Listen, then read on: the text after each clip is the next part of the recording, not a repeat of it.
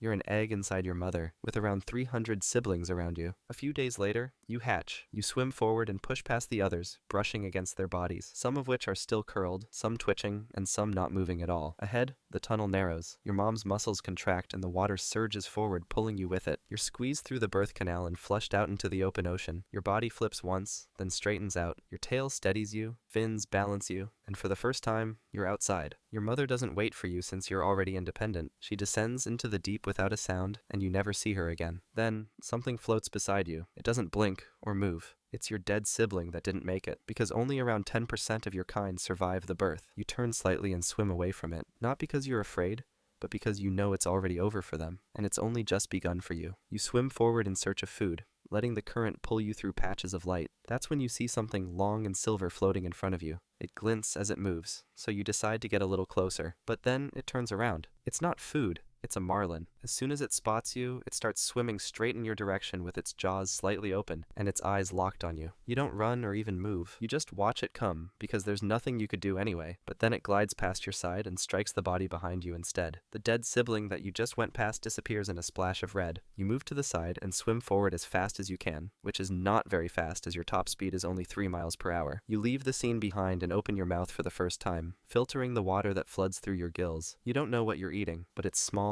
soft, and slow. And that's enough for now, so you keep moving and don't look back, because in a few days, the surface is going to bloom, and when it does, the ocean will get crowded. You're 1 month old now. In the time since birth, you've grown to nearly 2 feet long, but you're still small enough to vanish in a shadow. You stay close to the surface, riding the current and feeding almost constantly. Your mouth stays open as you move, filtering thousands of tiny organisms with every beat of your tail. You don't chase, you don't attack. You just move through the water and let it feed you. Most of your siblings are already gone, picked off by predators, or too slow to keep up. You haven't seen another one in days, but something's changing in the water around you, because you're nearing the bloom. And this time, you're not going to be the only one feeding. The coral starts spawning all at once. It begins as a light haze in the water, then thickens until everything turns cloudy. You swim straight through it with your mouth open, dragging a curtain of eggs and larvae across your gills. The food is everywhere, and for a moment it feels endless. Then, the others arrive. Small fish dart in first, ripping through the cloud with open jaws. Behind them, tuna and jacks strike in wide bursts. Then reef sharks appear, scattering the schools and driving them into tighter packs. You stay low and keep filtering, but you're not the only whale shark here. One rises from below. It's bigger and older, nearly twice your size. It doesn't slow when it passes. It just pushes the water aside like you're not even there. You rise into the bloom, angle your body up, and stop swimming. You start suction feeding, drawing in prey with each full body pull. It's way more efficient than swimming, and for a few seconds, it works. Then you get hit. Another whale shark collides with your side and throws you off balance. Your mouth slams shut, and the prey cloud scatters. You flip once, regain control, and open your jaws again. But it's already gone. The bloom is thinning. What's left has been torn apart or eaten. You leave the reef half-fed, not because you were too slow, it's just because you were too small. And the next time the water fills like that, you'll have more than food to worry about. Skip forward, and you're 8 months old now. You've grown to nearly 2 meters long, and your body's strong enough to ride currents without drifting. You feed while moving, keeping your rhythm calm and barely changing direction. But tonight, something's off. There's a shape ahead, floating a few meters in front of you. It's not moving or drifting. It's just sitting there. It has no fins and no tail. You don't detect any scent, so you slow down and angle slightly toward it. You can sense electromagnetic fields, but this thing pulses with something wrong. It doesn't feel like an animal. It feels artificial. You move a little closer, drawn more by confusion than hunger. Then it flashes. A red burst from the side blinks once, lighting the water in front of your face. You jolt back and twist, diving down without thinking, but it's too late. The object surges forward and slams into your side, and a thin point drives into the flesh behind your gills. It's not a bite or a tear, just a single puncture. You flinch and spiral, but the thing doesn't follow. It drops away, disappearing as fast as it came. The pain doesn't stop. You keep diving until the light fades above you and the pressure builds below. The hook stays in. It doesn't bleed, and you can't really reach it and take it out. So you rest deeper than normal for the next few days, avoiding the surface and avoiding anything that you could encounter. When you finally rise again, you feed slower and make sure to steer wide around shadows. You don't know what it was, but it knows where you are now, and it's not the last one you'll see. You're 2 years old now and just over 3 meters long. You've been roaming further lately, because the upper water's too crowded and you can't catch food so easily. Swarms of smaller fish weave between the light. A turtle floats above you without moving its fins. You pass underneath it without changing course, not looking for anything specific, just holding your path and keeping your distance. Then something hits you from the left. You don't see it coming, only feel the flash of movement and then the pressure. A sharp contact slams against your flank, then drags backward. You twist instantly, tail snapping sideways to break free. By the time you stabilize, the shape is already gone. But you saw enough. It was a blue shark, thin and fast, smaller than you but not by much. It came in from the side,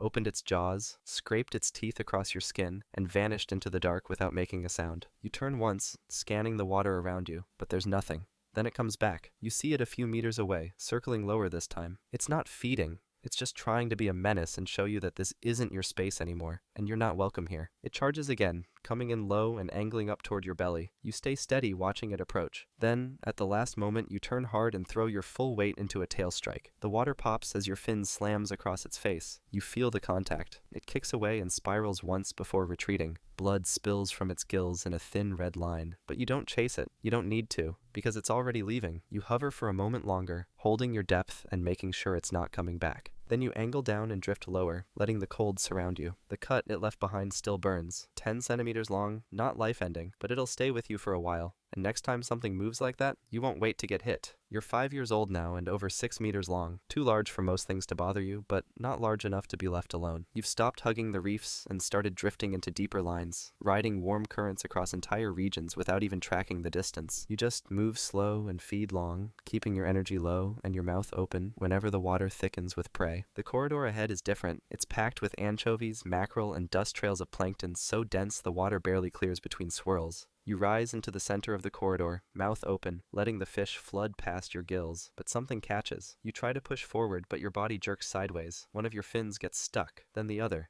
You've hit a net. It's stretched tight across the water column, nearly invisible. You twist once and feel the tension pull across your back. You freeze. Then the water shifts. Shadows move around the edge of the school and come straight in your direction. It's the killer whale mafia. They circle slowly at first. One nudges the net, another pulls at it with its teeth. They're not confused. They're testing it. Then one yanks the top corner, and another slams into the middle. The lines snap. You kick once, find a gap, and break through, but they follow. One orca closes on your tail, but you don't run. You already know what to do. You pivot and throw your weight sideways. Your tail slams against its face. It flinches and falls back. The rest slow down. You drift lower and don't look back. They weren't there for the net. They were there for you. Skip forward a bit, and you're 30 years old now. You've stopped chasing dense blooms and started tracking something else entirely. The water carries a signal you've never followed before. It's weak and very faint, but consistent enough to pull you forward. It's not the smell of prey. It's something older, something meant for your kind. You follow it across open water until everything around you turns still. That's when you see her. She's ahead and slightly below, her body much larger than yours. She moves just enough to stay upright, as if the ocean is doing most of the work for her. You don't veer off or rise above. You just move in alongside, inching closer until your pectoral fins are nearly aligned. Once you're close enough, you raise your head slightly and place your mouth behind her fin. You bite once, then bring your body in tighter. You adjust your angle and push. You don't stop moving. Neither does she. The contact holds just long enough for it to finish. Then she breaks away. She tilts down and slips back into the current, and you don't follow. Inside her now are embryos she'll never care for. She'll vanish, and they'll be born alone. The same way you were. You stay near the surface for a few minutes longer, then drop down slowly until the light above starts to fade. You don't know what direction you're heading in, only that you need to move. And somewhere behind you, the water is starting to change again. This time, not for mating. You're 35 years old now, 11 meters long and finally fully grown. You've been feeding all morning, tracing a warm current that threads through the open ocean and links bloom sites like a path. There's nothing to chase and nothing to find around here, just the movement of food that never runs out. You're moving through a dense patch of plankton when something hard clips your left side. You jerk slightly and twist your head to the side, expecting to see another shark or maybe a reef, but there's nothing behind you,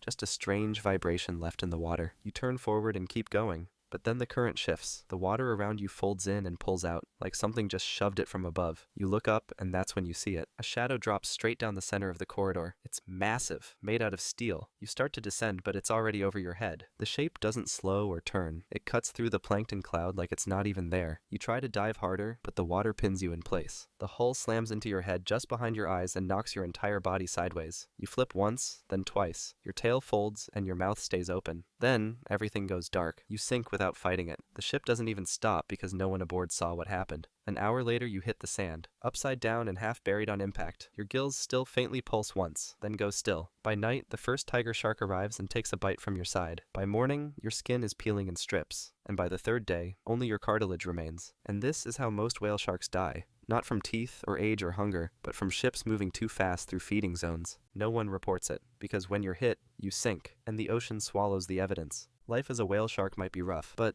there's another animal out there that has it way worse. Trust me, it's wild. Check out the video and see for yourself.